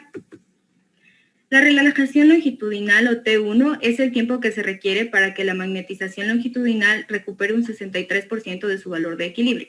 Es decir, el tiempo que se necesita para que de la posición contralateral que adquieren los vectores vuelvan hacia la orientación paralela, que es lo que vemos aquí, que vuelven a orientar su vector de manera paralela, todos con el campo magnético externo, y empiezan a liberar energía. Luego tenemos la relajación transversal T2, que en cambio es el tiempo que se requiere para que la magnetización transversal decaiga de un 37% del valor máximo que alcanza. Este valor máximo lo va a alcanzar cuando empiezan a precesar de manera coherente. Por lo que en esta relajación lo que se va a dar es que empiezan a precesar de manera incoherente, es decir, cada uno en su fase, como podemos ver aquí, e igualmente liberan energía. Debemos tener en cuenta esta energía que se libera, ya que va a ser la señal que da lugar a la imagen. Aún así, la imagen no está determinada solo por esta señal de los tiempos de relajación T1 y T2, sino también por la densidad de los espines, que es directamente proporcional al tejido, ya que va a representar el valor o la cantidad de protones de hidrógeno que tiene cada tejido. Y esto explica por qué en la resonancia magnética los huesos no van a ser, porque el porqué de los huesos sean hipointensos, ya que no tienen una gran cantidad de protones de hidrógeno. Entonces, dependiendo del momento en el que se capte la señal, la imagen se va a dar en T1 o en T2. Las características de la imagen en T1 es que el tejido adiposo va a ser hiperintenso y los líquidos hipointensos, lo que da lugar a que el tejido patológico o las lesiones como el edema sean hipointensas. Entonces, aquí tenemos en la imagen de T1, podemos ver que en los ventrículos laterales el líquido es hipointenso y también podemos ver cómo la sustancia blanca va a tener una mayor intensidad, ya que esta tiene un alto contenido lipídico, mientras que la sustancia gris, que tiene un contenido más líquido, va a tener una menor intensidad. La imagen en T1 es óptima para poder ver una estructura anatómica o tejidos blandos o también la grasa. Cuando se capta la señal en T2, en cambio tenemos lo que se ve en esta imagen, que el tejido adiposo es hipointenso, el líquido hiperintenso y las lesiones hiperintensas. Entonces, en esta segunda imagen vemos cómo el líquido de los ventrículos laterales es hiperintenso y se invierte lo que mencioné anteriormente. Y aquí la sustancia blanca va a tener una menor intensidad que la sustancia gris. Y en T2 es óptima, en cambio, para poder evaluar el contenido líquido y también poder evaluar lesiones como los edemas. Luego tenemos el equipo de resonancia magnética. Este va a estar formado de manera general por un campo magnético externo y un emisor de radiofrecuencia interna. Está constituido por el imán, el campo magnético externo por el imán, el cual actualmente suele tener una intensidad de 1.5 Tesla, y la bobina de gradientes. Aparte de esto, el equipo de resonancia magnética está formado por la camilla en la cual se coloca el paciente y la bobina de radiofrecuencia. Todo esto se encuentra dentro de un cuarto aislado por las paredes, que sería lo que vemos en amarillo, lo cual es importante para que las emisiones de ondas de radiofrecuencia que se pueda tener en el exterior, ya sea por el Wi-Fi o por el celular, no vayan a alterar la imagen que se obtiene. También se debe tener en cuenta que cuando el paciente entra a este cuarto, debemos pedirle que deje todo, el paciente va a entrar sin ropa, pero también se debe tener en cuenta que si entra alguna estructura de metal, como unas llaves o también alguna persona que tenga una dentadura o una prótesis, esto puede dar lugar a que se altere la imagen que se obtiene de la resonancia magnética, y también se ha demostrado que puede dañar el equipo de resonancia magnética, e incluso que si ingresa el paciente con alguna estructura de metal, puede ser arrastrado y lesionarse por la intensidad del imán. Aparte de esto, se cuenta con la sala en la cual se encuentra el equipo en el que se proyecta la imagen a través de las señales que se obtiene del equipo de resonancia magnética. Entonces, ¿qué es lo que pasa cuando el paciente ingresa en este equipo? Antes de ingresar, el paciente va a estar afuera con sus protones que se encuentran de manera aleatoria, los protones de hidrógeno. Una vez que ingresa, se libera la energía electromagnética. Cuando esto pasa, se da la polarización de magnetización, que es que los vectores se van a orientar ya sea paralelo o antiparalelo con el campo magnético externo. Suele predominar la paralela porque esta requiere menos energía. Y también se empieza a dar una precesión incoherente, es decir, cada uno de los protones empieza a precesar en su propia fase, individualmente. Luego, por la bomba de radiofrecuencia, se empiezan a emitir las ondas de radiofrecuencia que van a dar lugar a la rotación de magnetización, es decir, que los vectores de los protones de hidrógeno se pongan de manera contraparalela, y a la precesión coherente, en la cual todos estos protones empiezan a precesar en una sola fase.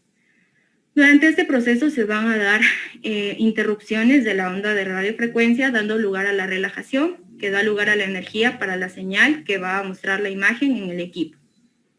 Y se debe tener en cuenta que actualmente no se habla de una relajación completa debido a las diferentes secuencias de pulsación. Una de las ventajas más grandes del equipo de resonancia magnética es que este estudio carece de riesgos de radiación ionizante y esto se debe a que se utilizan radiaciones electromagnéticas y ondas de radiofrecuencia, las cuales tienen una gran longitud de onda, por lo que no tienen la capacidad de penetrar ni dar lugar a alteraciones moleculares. Nada más dos cosas de la resonancia magnética, porque pues ya se han nombrado muchas cosas importantes, pero la gran cantidad de protones que tienen los átomos de hidrógeno es donde tiene predilección la resonancia magnética, es decir, todos los órganos donde hay agua.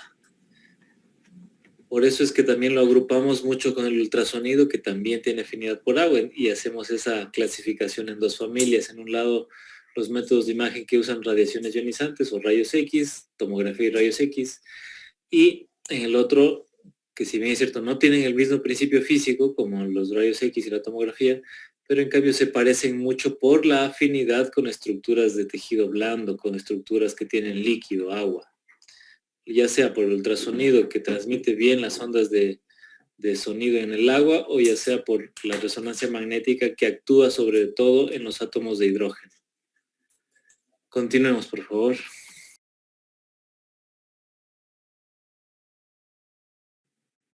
Ya. Bueno, ahora vamos a continuar con el ultrasonido. A modo de introducción, en la naturaleza encontramos desde varios tiempos inmemorables animales que utilizan el ultrasonido como medio de orientación, comunicación, localización de alimentos y defensa. Algunos ejemplos de estos animales son las polillas, las marsopas, los pájaros, los perros. Continúa, por favor. En cuanto a la historia, tenemos que en 1912, justo en abril, poco después del hundimiento del Titanic, se sugirió la utilización de ecos ultrasónicos para detectar objetos sumergidos. Entre 1939 y 1945, justo durante la Segunda Guerra Mundial, el sistema inicial desarrollado por Langevin se convirtió en el equipo de norma para detectar submarinos, conocidos como ASDIC. Más adelante, el sistema se convertiría en el sonar, cuya técnica muy mejorada es utilizada hasta la actualidad en los equipos de navegación. En 1957 se publicó por primera vez el registro del velo simétrico de flujo de la arteria humeral en un ser humano a través de un emisor y receptor de un ultrasonido. Continúa.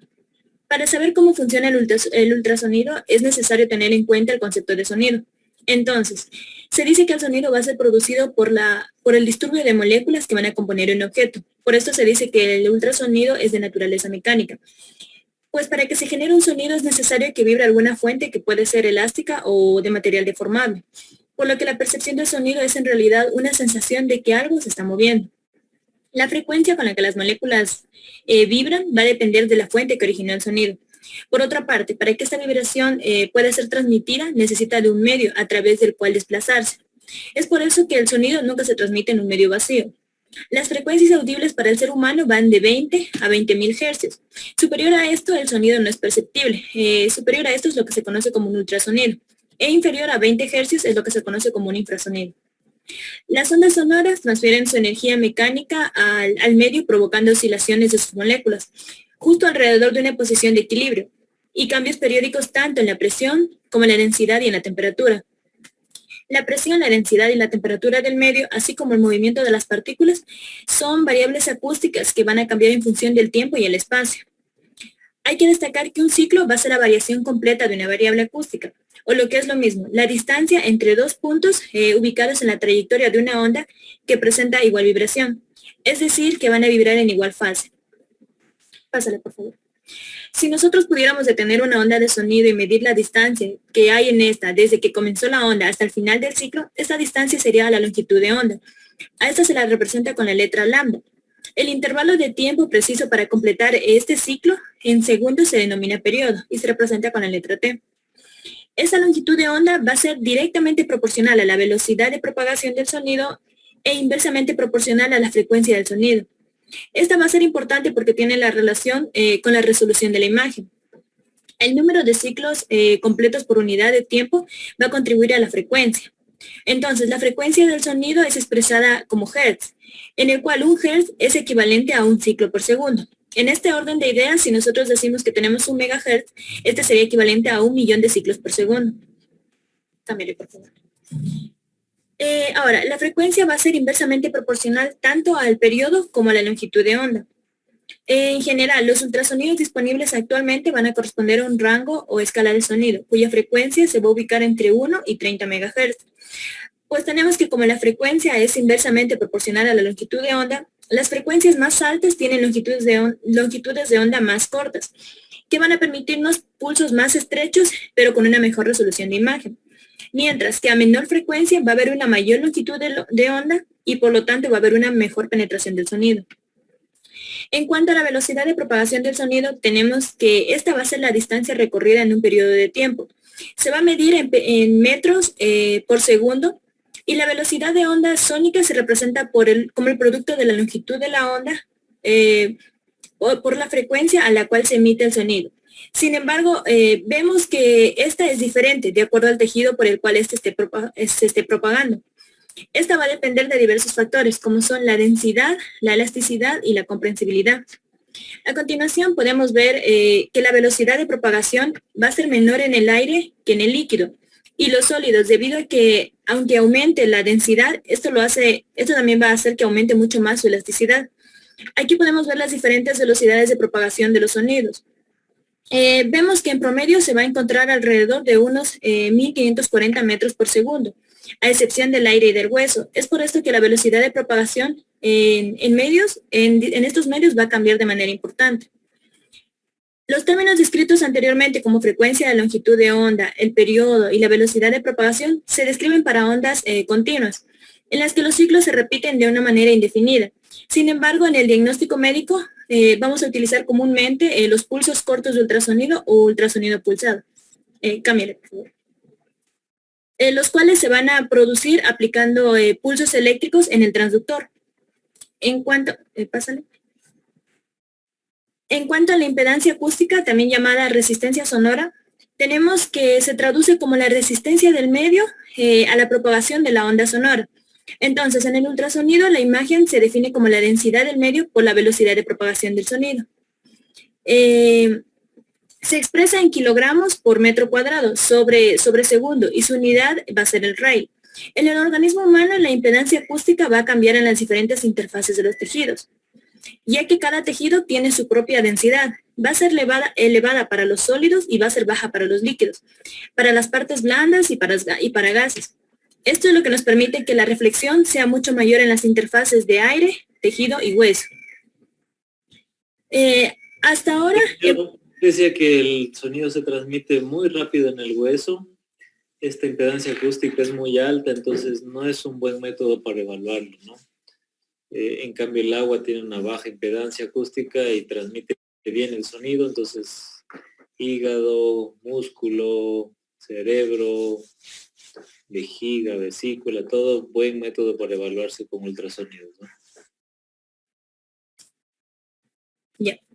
Hasta ahora hemos evaluado los ultrasonidos en la propagación de un medio homogéneo. Sin embargo, la utilidad del ultrasonido en el diagnóstico médico se basa en que va a haber una interacción con los medios atravesados. Este va a interaccionar con los tejidos humanos en función de sus características y el resultado de estas interacciones va a ser recogido para el diagnóstico en forma de ondas de ultrasonido. Entonces, en una interfaz acústica, los ultrasonidos, es decir, la onda que incide como tal del ultrasonido, que viaja en dos medios en la misma dirección en la que viaja el haz que incide y que puede sufrir diferentes fenómenos. Tal es el caso, por ejemplo, de la reflexión. Al momento de reflejar una parte de esta onda, esta puede resurgir como una refracción, que va a regresar, va a chocar contra otra interfaz, pero con un ángulo diferente. A su vez también tenemos la transmisión. Esta se transmite, esto quiere decir que se transmite la onda del sonido tal y cual, como se la escuchó. Y por último tenemos la absorción, en la cual se va a dar una pérdida de energía del ultrasonido al pasar de una interfase a otra. Pásale, por favor. Ahora, la intensidad. Tenemos que la intensidad actualmente va a ser la mejor manera de describir la magnitud de una señal. Esta es equivalente a concentrar los rayos solares a través de una lupa sobre una hoja de papel.